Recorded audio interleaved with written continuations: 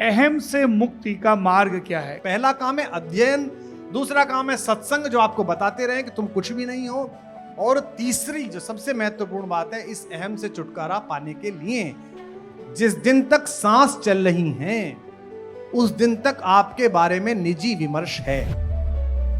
कृष्ण का कहना यही है कि जीवन में जो करो, आपको जो करना है, खेलना है, गाना है, पत्रकारिता करनी है, आपको उपद्रव और दंडता करनी है, तो भी प्रकर्ष पर करना, नीचे कुछ मत छोड़ देना। यही कृष्ण ज्ञान है। देखिए क्या था, सतयुग में राक्षस और देवता अलग अलग लोक में रहते थे। फिर त्रेता आया, राक्षस और देवता एक ही लोक में रहने लगे, अलग अलग देशों में। फिर द्वापर आया, राक्षस और देवता एक ही घर में रहने लगे, युधिष्ठिर और दुर्योधन। अब ये कलयुग है, राक्षस और देवता अपने अंदर ही रहते हैं। मेरे अंदर भी थोड़ा सा रावण है, मैं उसको आजकल कुश्ती में पछाड़ने में लगा पड़ा हूं कि मैं एक ऐसा ऊंट हूं जो रोज पहाड़ के नीचे से निकलता हूं, मैं रोज केशव के नीचे से निकलता हूं, मैं रोज तुलसी बाबा के पहाड़ के नीचे से निकलता हूं, मैं रोज सूर्य के नीचे से निकलता हूं।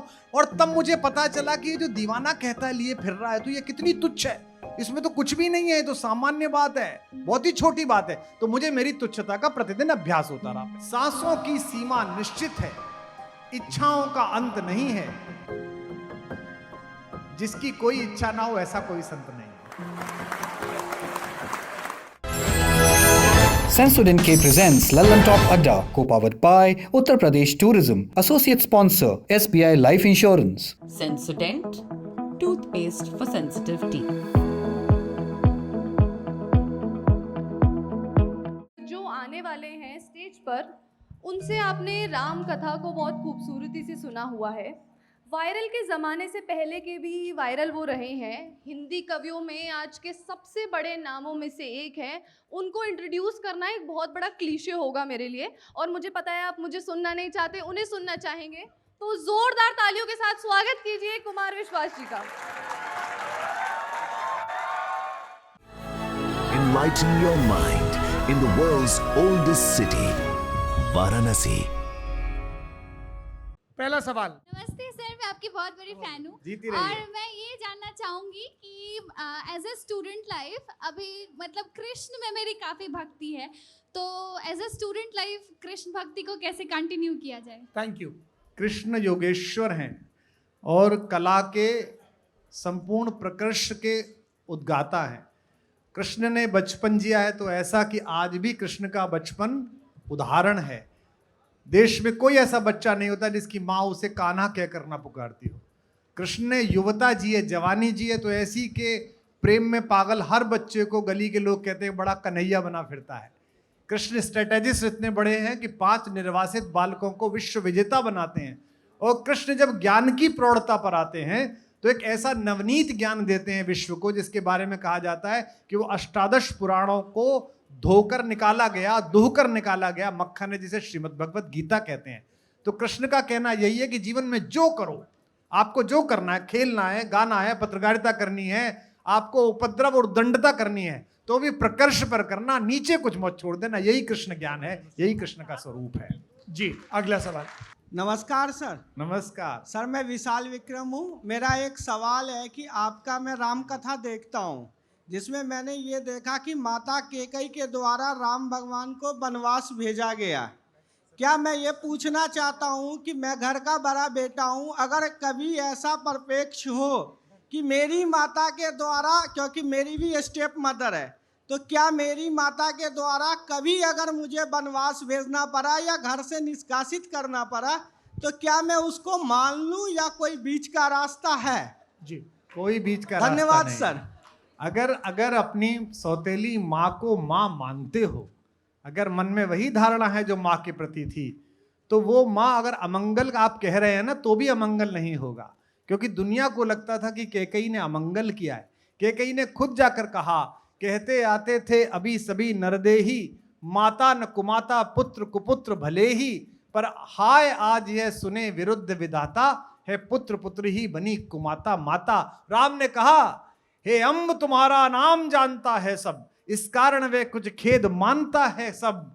100 बार धन्य वह एक लाल की माई, जिस जननी ने है जना भरत सा भाई, क्या बात। पागल सी प्रभु के साथ सभा चिल्लाई, सौ बार धन्य। तो अपने मन में अगर राम धारण करोगे, और क्या वनवास है, कहाँ भेज देगी? जंगल में भी तो राम ही रहते हैं, प्रकृति के जंगल में निकलो। हमें भी बहुत लोगों ने वनवास भेजा था, देखो तुम्हारे दिल पे राज कर रहे हैं कि नहीं कर रहे हैं, क्या फर्क पड़ गया। चलो, Can we have two more volunteers in the audience, कविता तो please? बहुत सुनी है, अपने अपने राम भी बहुत सुने हैं, लेकिन शत्रुघ्न है जो उनके करेक्टर का हमारे जीवन में क्या वो है? उनका जीवन में ये चरित्र है, शत्रुघ्न जी पर कम बोला गया है। मानस के बहुत सारे पात्रों पर बहुत कम चर्चा हुई है। शत्रुघ्न का जो चरित्र है वो आपको ये बताते हैं कि घर की उठापटक से, घर की राजनीति से, महल के राजनीतिक षड्यंत्रों और दुराग्रहों से अलग खड़े होकर जो आपके लिए नियत काम है कि परिवार की तीनों माताओं को देखना है, तीनों भाभियों को देखना है, वो करिए। और भरत जी की पत्नी ये कहती है मांडवी उनके विषय में कि मैं अजीब खानदान में ब्याही गई हूं, हमारे यहाँ कोई त्यागी, कोई तो त्याग देने वाला है, जैसे मेरा पति त्याग दिया, राज्य लेना ही नहीं। कोई तपस्वी, मेरा जेठ जंगल निकल गया। कोई यहाँ बैरागी है, एक मेरा देवर लक्ष्मण, वो जेठ के पीछे पीछे निकल गया। कोई त्यागी, कोई तपस्वी, कोई यहाँ बैरागी है। मेरा पूरा घर संभालने वाला शत्रुघ्न बड़भागी है, केवल शत्रुघ्न ही सबसे अच्छा है, ऐसा भरत जी की पत्नी ने कहा। सर बस सारे युवा आपके सामने बैठे हुए हैं, तो मेरी एक विनती है आपसे, यमुना की सफाई में जो आपकी पद यात्रा और इतनी सेवा और इतनी मेहनत सब लोग मिलके कर रहे हैं, तो कुछ इनके लिए भी कहिए प्लीज। देखिए, बहुत अच्छा आपने किया। जब अभी हमारे एक परम प्रिय अनुज और लोक में अत्यंत ख्यात हैं वो अपनी सनातन यात्रा के लिए निकले, तो मैंने उनसे यही कहा कि यमुना के किनारे किनारे आप जा रहे हैं, सबसे पहले यमुनोत्री जाइए, वहाँ का जल हाथ में लेकर देखिए, आचमन करिए, पूजा करिए, और फिर दिल्ली आइए।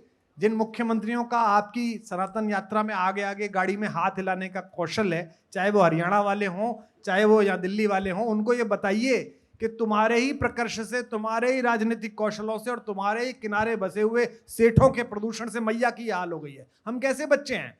इसलिए वहां गए हम, और देखो नदियों को कोई साफ नहीं कर सकता। जो भी कहता है ना मैं गंगा साफ कर दूंगा, मैं यमुना साफ कर दूंगा, उसके भ्रम में मत आना। प्रभु बस इतनी कृपा करो कि इन्हें गंदा करना बंद कर दो। ये तो आत्मशुद्धा हैं, खुद को हर साल साफ कर लेती हैं। बरसात आती है तो नदी स्वयं का आत्मशुद्धिकरण करती है। तो हम ऐसे देश में हैं जहां हिमालय को पहाड़ नहीं माना जाता, देवतात्मा माना जाता है। कालिदास कहते हैं अस्ति उत्तरस्याम दिश देवतात्मा हिमालयो नाम नगाधिराज। जहां गंगा को नदी नहीं माना जाता, उसको मां माना जाता है।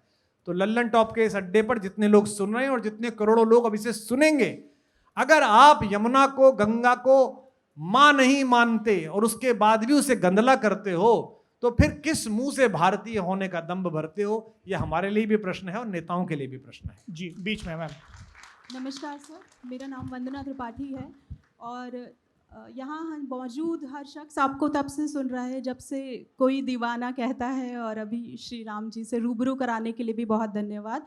मैं ये जानना चाहती हूँ कि दीवाना कहता है, जो आपका कवि का इतना आपका वर्चस्व चल रहा था और अभी भी है, आगे भी रहेगा, तब से और अभी श्री राम कथा की तरफ विमुख मतलब साथ जुड़ना, ये यात्रा कैसे शुरू हुई सर? आप तो देखिए विद्यार्थी हैं, पढ़ती हैं, हर आदमी विद्यार्थी है, मैं भी विद्यार्थी हूँ। दुनिया का हर ज्ञान अंत में आकर एक फिलॉसफी पर खत्म होता है। हम इंजीनियरिंग के विद्यार्थी, हमको पढ़ाया गया फिलॉसफी ऑफ केमिस्ट्री। एक पेपर होता था बीटेक फर्स्ट ईयर में, फिलॉसफी ऑफ फिजिक्स। तो दुनिया का सारा ज्ञान जब अपने ऊर्ध्व पर पहुंचता है तो दर्शन बनता है, और दर्शन जब प्रकर्ष पर पहुंचता है तो भक्ति बनती है। तो ये सामान्य प्रक्रिया है कि प्रेम गाने वाला कवि, जैसे किसी दो आंखों से प्रेम हुआ और उसके कारण वो कवि बना, उसकी व्यक्तिगत जो प्रेम है वो समष्टिगत बढ़ रहा है। इसमें आयु का प्रभाव भी है, अध्ययन का प्रभाव भी है, और जीवन में जो अनुभव पाए हैं उनका भी प्रभाव है। और मैं मानता हूं कि ईश्वर ने जो योजना रची है वो अच्छी रची है, ठीक ही होगी। स्वांतः सुखाय तुलसी रघुनाथ गाथा। मैं तो अपने सुख के लिए गा रहा हूं, आपको सुख मिल रहा है, ये उनकी कृपा है, ईश्वर की कृपा है, भगवान। जी भैया पूछिए। सर मेरा नाम प्रथम है। पहले तो बहुत बहुत धन्यवाद आपका, कितनी खूबसूरती से आपने भगवान राम का चरित्र हमारे सामने रखा। और मेरा सवाल ये है कि मैंने कई बार सुना है कि भगवान राम तक पहुंचने के लिए हमें हनुमान जी के सहारे जाना पड़ता है, तो क्या ये सच है? मतलब हम डायरेक्ट भगवान राम से, बस छोटा सा सवाल ये है। सहारे जाने का प्रतीक है बेटा, इसका सिंबोलिज्म समझो। हिंदुस्तान की कोई भी कहानी सीधी मत समझो, उसका प्रतीक शास्त्र समझो। उसका प्रतीक शास्त्र ये है कि जिस प्रकार हनुमान समर्पण का, प्रतिभा का और प्रतिबद्धता का उदाहरण है। ये लल्लन टॉप में जब हमने पहले दिन से देखा था, यहाँ बहुत सारे चेहरे आए जिनको कोई पहचानता नहीं था, फिर वो पहचान बनाने लगे। एक समय आता है जब आपको स्वयं को संस्थान से बड़ा समझने लगते हैं। आपको लगता है मैं ज्यादा प्रतिभाशाली हूं, संस्थान छोटा हो गया। ऐसा कभी नहीं होता। हनुमान प्रतिभा में सर्वश्रेष्ठ हैं, ज्ञान इनाम अग्रगण्यम, है ना। पहली बार भी जब मिले हैं राम जी से तो राम जी अपने भाई से कहते हैं वाक्यज्ञम मधुरम इदम सुग्रीवम सचिवः कपि। यह सुग्रीव का सचिव वाक्यज्ञ है। ये बात अलग है कि बम्बैया वालों को समझ में नहीं आई, लेकिन हनुमान ज्ञानी बहुत है, हनुमान प्रतिभाशाली हैं, हनुमान प्रतिबद्ध हैं और हनुमान समर्पण हैं। इसके बाद भी उनमें यह अहंकार नहीं है कि मैं हूं। वो कहते हैं रामदूत में मात जानकी। तो राम तक पहुंचने के लिए सबसे पहले तो प्रतिभाशाली होने का, समर्पित होने का, अहंकार तिरोहित करना पड़ेगा, तब आप राम तक पहुंचेंगे। ये इसका प्रतीक है, सीधी सीधी इसकी कहानी ये है। चलिए। जय श्री राम सर। सर मेरा सवाल ये रहेगा आपसे कि जैसे कि श्री राम को पता था कि सीता माता अच्छी हैं, सही हैं, लेकिन फिर भी समाज के प्रेशर में उनको अग्नि परीक्षा के लिए बोला गया। ऐसे ही कुछ चीज़ें होती है जो हमारे लिए सही होता है, लेकिन हमारे फैमिली को, मम्मी पापा को, सोसाइटी या मोहल्ले वाले बोलते हैं नहीं ये गलत है, गलत है। तो उनके प्रेशर में फिर फैमिली हमको चीज़ें बोलती है। तो जो हमारे लिए सही है, जो हमको सही लगता है, वो करना चाहिए या समाज को देख के करना चाहिए? अभी आपने कितनी अच्छी बात कही कि जो हमारे लिए सही है, जो हमको करना चाहिए। अच्छी बात है कि आपने ये नहीं कहा जो मेरे लिए सही है, क्योंकि समस्या मेरे से शुरू हो रही है। मेरा सबका अलग अलग है, हम फिर भी कॉमन है। हम घर में हैं, हमारे घर के लिए क्या ठीक है, हमारे संस्थान के लिए क्या ठीक है, हमारे राज्य के लिए क्या ठीक है, हमारे राष्ट्र के लिए क्या ठीक है। हमें ये ध्यान रखना है। जिस दिन ये चेतना का स्तर आपका बढ़ता चला जाएगा। जब हम कॉलेज में पढ़ने के लिए गए थे, जब हम पहली बार कॉलेज पढ़ने के लिए गए थे, तो पश्चिमी उत्तर प्रदेश के जो लड़के थे मेरठ कमिश्नरी के, वो ग्रुप बना के रहते थे कि हम मेरठ वाले हैं, यूपी में हम मेरठ वाले हैं। पूरब वाले अलग रहते थे, हम देवरिया वाले हैं, हम मऊनाथ भंजन वाले हैं। यही बच्चे जब इकट्ठे होकर विदेश चले जाते हैं तो हम भारतीय हो जाते हैं, और यही सारे भारतीय जब अमेरिका में हो जाते हैं तो पड़ोस में पाकिस्तानी, बांग्लादेशी, नेपाली रहता है, हम देसी हो जाते हैं, एशियाई हो जाते हैं। यानी कि जितना ऊंचा बढ़ते चले जाओगे विभेद उतना कम होता चला जाएगा। बस यही देखना है कि मेरे मैं होने से हमको नुकसान ना हो रहा हो। जिस भी किसी बात में हमको नुकसान होता हो वो मेरे समर्थन में हो ही नहीं सकती, चाहे राजनीति में हो चाहे समाज में हो। जी आखिरी 3 सवाल। हाँ जी। मेरी माताजी जो है वो शिव की उपासक है, और मैं अपने राम का संस्करण बहुत समय से सुन रहा हूँ। तो मैं ये जानना चाहता हूँ अपने अपने शिव पर आप कब बोलेंगे, और मेरी माताजी की ये बहुत प्रतीक्षा है, कृपा करके आप इसको जरूर बताइए। माताजी को मेरा चरण स्पर्श कहिए। शंकर और राम ऐसी 2 भारतीय अवधारणाएं हैं, और हमारे मध्य से थोड़े से लेफ्ट की तरफ जाने वाले जो मित्र बैठे हैं और जो सुने वो भी सुने कि राम और कृष्ण और शिव की बहुत सुंदर व्याख्या भारत में समाजवाद की अवधारणा के सबसे बड़े राजनीतिक चिंतन करने वाले लोहिया जी की पढ़िए। उनकी एक छोटी सी पुस्तक है। पुस्तक के मामले में सौरभ पहले तो मेरे सहयात्री थे, मेरे गुरु हो गए। ये बताते चलते हैं भैया ये पढ़नी चाहिए, दादा ये वाली पढ़ लो। लेकिन मैं आपको बताता हूँ राम कृष्ण शिव एक पुस्तक है राम मनोहर लोहिया जी की, जरूर पढ़िएगा। जबकि वो पक्के समाजवादी थे, वामपंथ की तरफ झुकाव था। तो हमारे यहाँ एक गलत धारणा डाली गई कि शिखर कभी नहीं मिलते। कहा गया ना शिखर पर एकता नहीं होती, 2 बड़े लोग नहीं मिल सकते। ये भारत के सांस्कृतिक विमर्श ने बताया कि देवादिदेव शंकर और उनके भी आराध्य राम दोनों एक दूसरे से प्रेम करते हैं, दोनों एक दूसरे के मित्र भी हैं, सेवक भी हैं और स्वामी भी हैं। जब पार्वती जी पूछती हैं किसकी पूजा करते हो आप, सारी दुनिया आपकी पूजा करती है, तो कहते हैं मैं राम की पूजा करता हूं। कौन राम? कथा सुना रहा हूं। पूछे ही प्रश्न जगत हित लागी, जगत के हित के लिए पूछती हो तुम रघुवीर चरण अनुरागी। फिर भी मैं कहानी सुना रहा हूं। और अपने जीवन का सबसे कष्टप्रद संकल्प पूरा करने के लिए जब राम चलते हैं तो रामेश्वरम में शिवलिंग की स्थापना करते हैं और कहते हैं शिव द्रोही मम दास कहावा, सो नर मोहि सपनेऊ नहीं भावा। तो 2 शिखर मिल सकते हैं। पश्चिम की ओर देखकर सोना बंद करो, वहां जाकर तो सूरज भी डूब जाता है, तुम तो सामान्य मनुष्य हो। नमस्कार सर, मेरा नाम परीक्षित है। मेरा सवाल आपसे ये है कि हम सबको बोला जाता है कि हम सबके अंदर एक रावण है, तो वो रावण को कैसे हटाया जाए? देखिए क्या था, सतयुग में राक्षस और देवता अलग अलग लोक में रहते थे। फिर त्रेता आया, राक्षस और देवता एक ही लोक में रहने लगे, अलग अलग देशों में। फिर द्वापर आया, राक्षस और देवता एक ही घर में रहने लगे।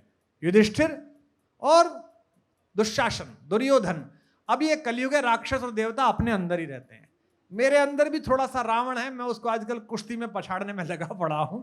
जिस दिन पछाड़ दूंगा उस दिन ये भी छूट जाएगा, फिर तो आनंद के साथ यहीं 3 दिन बैठ के अड्डा पे बोलेंगे आराम से। थोड़ा लग रही है, मेहनत लग रही है, 2-4 साल लगेंगे, निकल जाएगा। तुम्हारा भी निकल जाएगा बेटा, भी तो तुम छोटे हो।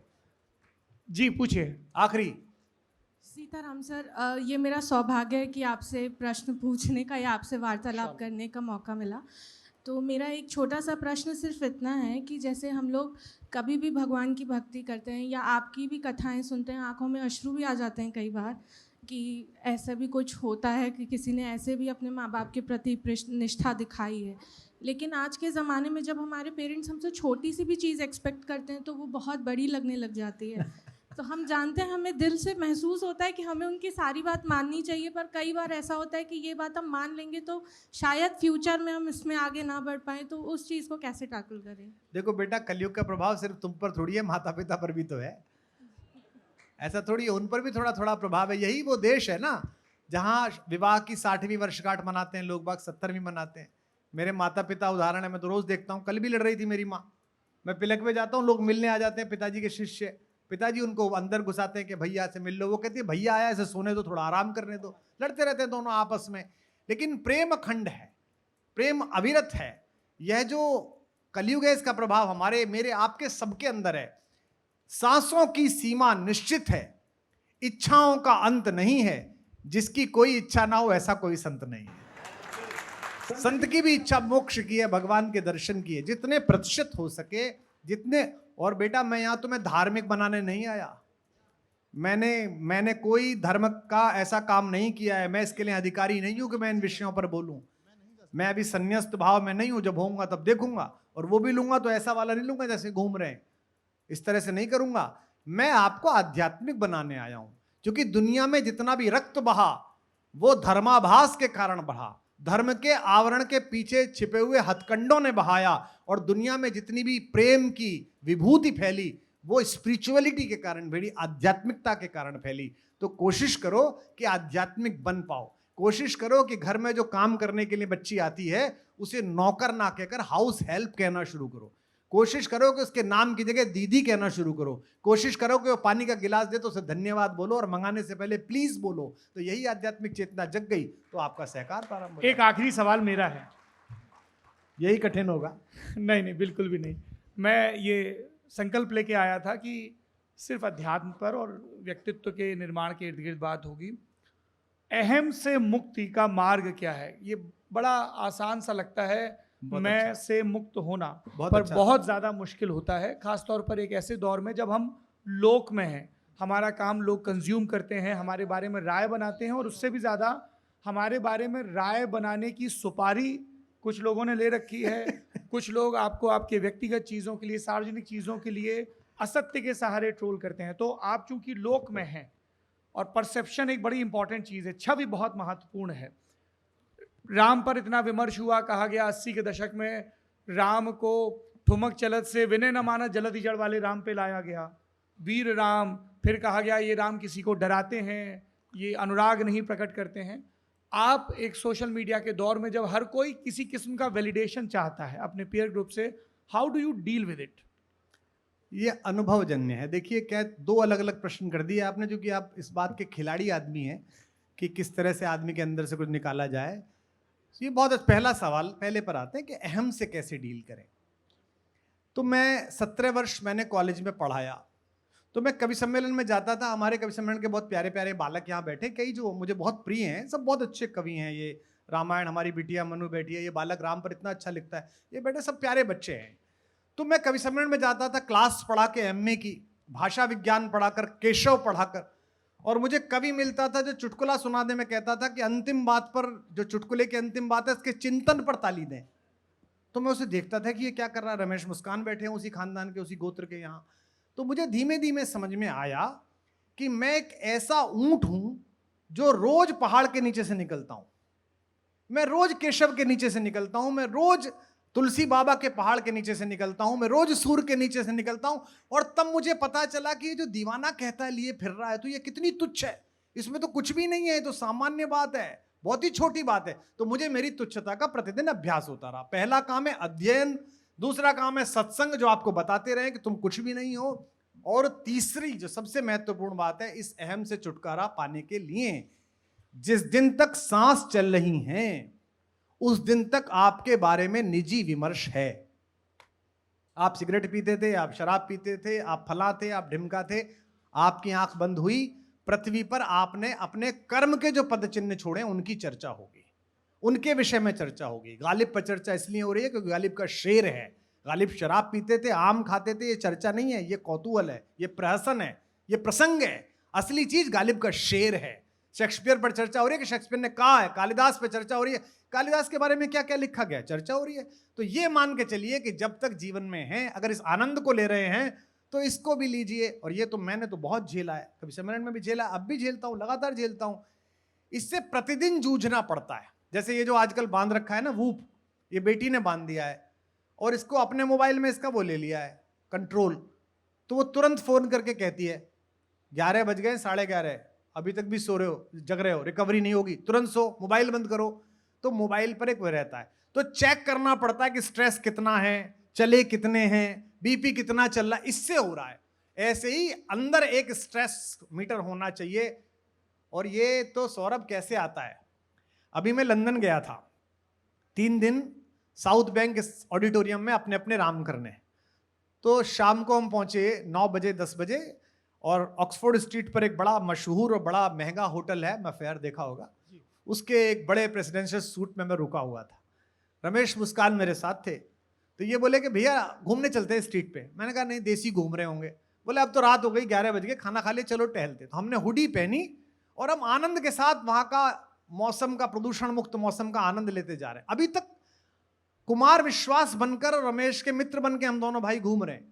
सामने से 2 बच्चे चलते हुए आए देसी, उन्होंने आवाज से पहचाना, उनमें से दोनों बच्चे रुक गए और कहा कि सर मैं सर रुड़की से हूँ। वो लड़की बोली सर मैं अम्बाला से हूँ, हम यहाँ पढ़ते हैं, हम आपके बड़े फैन हैं। मैंने उनके साथ फोटो खिंचाया और मैं चला तो मैंने देखा मेरी चाल बदल गई, मैं थोड़ा टेढ़ा होकर चलने लगा। 2 आदमी ने फिर मुझे याद है, अबे कहाँ घूम रहा है, ये लंदन है, इसने पूरी दुनिया पर राज करा है, या 2 आदमी ने पहचान लिए, क्या इसकी औकात है, समुद्र में एक बूंद के बराबर नहीं है, जमीन पे औकात में तुरंत ये सरस्वती की कृपा के कारण हो रहा है। और एक अंतिम बात, तुमने रसमय सवाल पूछ लिया इसलिए दे रहा हूं, ये कवि बैठे इसलिए। हमारे एक कवि हुए हैं प्रदीप चौबे, याद है, मोटे से थे, ग्वालियर के थे, बुंदेलखंड वाले जानते। वो 80 के दशक में जब दूरदर्शन चलता था तो पहली बार टीवी पर आए नए साल के कवि सम्मेलन में, हास्य कविता पढ़ी उन्होंने। दूरदर्शन ही लोग देखते थे, पूरा भारत टीवी देखता था पड़ोसी के घर जाके। चौबे जी ने मुझे एक दिन बताया 3 पैक के बाद की परम दशा में, कहा कि पंडित अहंकार आ गया तुम में। मैंने कहा नहीं बाबा साहब ऐसी बात तो नहीं, मुझे लग रहा है आजकल तुम थोड़ा अकड़ के चलते हो, अब मुझसे सुनो। उस दिन से मेरा जीवन एकदम बदल गया। चौबे जी जहां कहीं हो उनको मेरी ओर से 4 लड्डू। और बोले कि मैं रात को टीवी पे आया, पूरे भारत ने देखा, अगले दिन सोमवार था, मैं देर तक सोता रहा। मंगलवार के दिन मैं दोपहर को उठा और मेरा सूटकेस कोने पे से टूट गया था, लेदर का था, उसे सिलवाने के लिए स्कूटर पर रखकर मैं ग्वालियर गया। शहर में गया तो एक चौराहे के पास एक पीपल के पेड़ के नीचे एक भाई बैठा हुआ था, वो चप्पलें जूते और ये चमड़े का काम करता था। मैंने उससे कहा भाई जरा इसमें वो लगा दो। बोले साहब थोड़ी देर के लिए बैठो। तो मैं स्कूटर स्टैंड पे लगा के बैठ गया। शाम का समय, दृश्य देखिए आप। चौबे जी बोले कि मैं जरा सड़क की तरफ मुंह करके खड़ा था, जो आए वो स्कूटर रोके और जो आए वो नमस्ते। मैंने कहा क्या ग्वालियर के राजा की लोकप्रियता होगी, टीवी पे एक प्रोग्राम आया, चौबे तू तो अमर हो गया, पूरा ग्वालियर नमस्ते कर रहा है। बोले आधा घंटे बाद जब मेरा काम हो गया और मैं स्कूटर की झूठी ऊंचाइयों से उतरकर जगत की ओर से पीठ करके कर्म की ओर मुंह करके खड़ा हुआ, तो मैंने देखा कि पीपल के पेड़ के पीछे हनुमान जी का विग्रह रखा हुआ है। मंगलवार के दिन पूरा ग्वालियर हनुमान जी को नमस्ते कर रहा है और चौबे जी सो रहे हैं कि मुझे नमस्ते हो रहा है। तो ये जो यहां उतरते में जिन बच्चों ने पैर छुए थे, ये कुमार विश्वास को नहीं छुए, जो राम जी बोल के आए हैं उनको छुए हैं। तो उनका यश मैं क्यों ले लूं? उनका जो यश है, उनकी जो कृपा है, इन बच्चों को, ये बिटिया मेरी शिवपुरी के छोटे से कस्बे से आई है, मनु है, ओ क्या बढ़िया छंद के, ये रामायण है, मैंने इसका घर देखा, पहली बार मिला। ये दूसरा बच्चा, इसके छंद बड़े लोकप्रिय हैं, अभी मैं इसके साथ पढ़ नहीं पाया हूँ, जल्दी जी, बुलाऊंगा। अभी इनका कार्यक्रम है यहाँ पे। ये बच्चे कहाँ से आए और मेरे घर के सगे भाइयों से और बेटियों से ज्यादा प्रिय हो गए। मैं इतनी बार अपने भाइयों से ना मिलता हूँ जितनी बार इनसे मिलता हूँ। ये सब क्या प्रताप है? ये सरस्वती का प्रताप है। किस गांव से आए हो तुम? लेकिन पूरे देश में चर्चा है, बाहर जाते हैं विश्व में जो चर्चा है वो लल्लन टॉप वाले, सौरभ जी लल्लन टॉप, तुम्हारी नहीं है भैया, ये सरस्वती की कृपा है, गुरुओं का आशीर्वाद है, अध्यापकों का आशीर्वाद है। और एक छोटी सी बात बताता हूं, आजकल एक फिल्म के गाने लिख रहा हूं, हालांकि फिल्म की चर्चा करता नहीं हूं मंच पे कभी भी, जो लिखी है उनकी भी नहीं करता, लेकिन रामायण के गाने कर रहा हूं। तो रात को रहमान साहब के साथ सिटिंग होती है, उधर वो हॉलीवुड से दूसरे वाले आ जाते हैं स्क्रीन पे, जो बहुत बड़े वाले हैं, हम तो जानते नहीं थे, तभी नाम जाने उनका। हाँ, जो देखो वो जानते हैं उनको। तो रहमान साहब आ जाते, तो क्या है, वहां बैठे हुए थे, तो चाय और कॉफी आई, मेरी भी चाय आई। तो रहमान साहब ने पूछा लड़के से कि इनके लिए कुछ वेज मंगाया है क्या? उसने कुछ मंगाया नहीं था, चाय सिर्फ चाय दे दी। रहमान साहब के असिस्टेंट ने कहा साहब कुछ मंगाया तो नहीं। अरे पंडित जी वेजिटेरियन है, he is a vegetarian, please bring something veg. और रहमान साहब उठे और उधर की तरफ भागे किससे कहने के लिए कोई वेज लाओ। 15 आदमी बैठे हुए हैं। मैंने रहमान से कहा सर बैठिए, सर बैठिए। क्या मिल चुका उन्हें? सारे मिल चुके उन्हें, सारे सब चीजें उन्हें मिल चुकी, ऑस्कर मिल चुका, फिल्म फेयर तो पूछो ही मत। तो बाद में मैंने रहमान, 2 सवाल हुए, जावेद साहब आ गए, जावेद अख्तर साहब, तो मैंने उन्हें एक किस्सा सुनाया। मैंने कहा कि भाई साहब रहमान साहब इतने हम्बल कैसे हैं? क्या बढ़िया उत्तर दिया। जावेद साहब बोले मियाँ ये अफोर्ड कर सकते हैं। हम्बल होना रईस होने की निशानी है, गरीब लोग अफोर्ड नहीं कर सकते हैं हम्बल होना। आप रईस हैं, आपने कमा लिया है, तभी आप हम्बल होना अफोर्ड कर सकते हैं, पहली बात। दूसरी बात, जब वो धुन मनाने बैठे, मैंने उनसे कहा रहमान साहब बात गले में अटक गई है, आप इतने हम्बल कैसे हैं? आपको लगता नहीं कभी? ऐसे ही मैंने पूछा। मुझसे बोले कि डॉक्टर विश्वास you right and your lyrics flow like water, just I compose and you come out with the lyrics. If one find a goddess Saraswati thing that I am not going to give any word to Kumar Vishwas, who you are, I do not know you. जिस दिन सरस्वती कह देगी शब्द नहीं दे रही, तुम कुछ भी नहीं हो। I am playing this piano, this wrinkling of my fingers are because of that Almighty God. जिस दिन वो अल्लाह ताला कह देगा कि आज रहमान के हाथों में हरकत नहीं देनी, उस दिन मैं कुछ नहीं हूं। जब देने वाला कोई और है तो अहंकार तुझे और मुझे क्यों होना चाहिए? मैं आशा करता हूं कि लल्लन टॉप के बुद्धिजीवी बच्चे बिना किसी वाद के वितंडे में फंसे हुए अपने कर्म में प्रवृत्त रहें। धैर्य धन गधा, हमारे यहाँ कहा गया ना, हमारी प्रयोगवाद की कविता में कहा धैर्य धन गधा। माना कि हम गधे हैं, किंतु यही प्रसन्नता है कि किसी के खूंटे से नहीं बंधे हैं। तो किसी के खूंटे से बंधिए मत। बोल सियावर रामचंद्र भगवान की जय हो, जय हो, जय हो।